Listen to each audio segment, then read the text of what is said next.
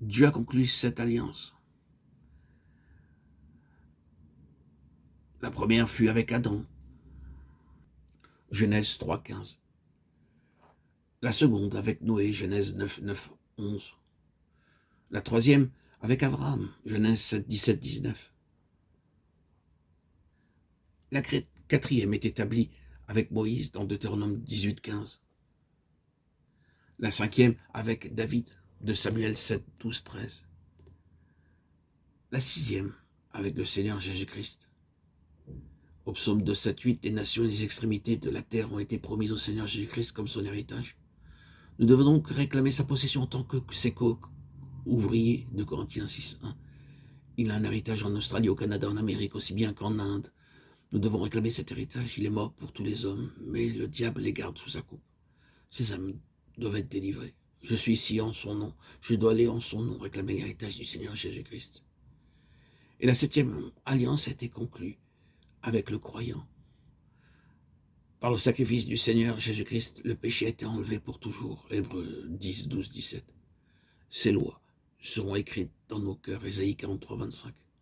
Même illettré, un homme peut recevoir de Dieu la connaissance des choses divines en dépit de ses limitations humaines. Je peux jouir des mystères célestes à cause de l'alliance de Dieu avec moi. Toutes les fois que je vois l'arc-en-ciel, je crois de nouveau en son alliance et par la foi en ses paroles et en ses alliances immuables. Dieu nous élève de plus en plus haut. Les 7 couleurs dans l'arc-en-ciel représentent les 7 alliances. Apocalypse 21, 7 promet que le vainqueur héritera toutes choses. Le but de Dieu en nous aidant à vaincre est de nous qualifier pour hériter toutes choses et de jouir pleinement de ce que Dieu a en réserve pour nous dans la nouvelle création. Les chapitres 4 et 5 de l'Apocalypse révèlent la gloire du Seigneur Jésus-Christ dans l'Église céleste, quand l'Église sera rendue parfaite. Monte ici, dit la voix, afin que Dieu puisse révéler à Jean les choses qui doivent arriver plus tard. La parfaite Église céleste, ce que nous verrons, ce que nous serons, quelle sera notre position, ce qui arrivera à la fin des temps et dans la vie à venir.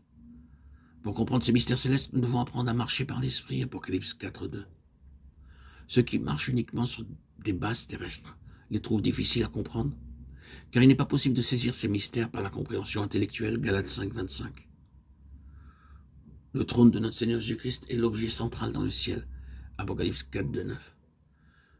Celui qui est assis dessus, Apocalypse 5, 7, avait l'apparence d'une pierre de jaspe et de sardoine, Apocalypse 4, 3, absolument transparente, sans défaut, parfaite en pureté et en sainteté. Et il veut que nous soyons participants de cette sainteté, Hébreux 12, 10.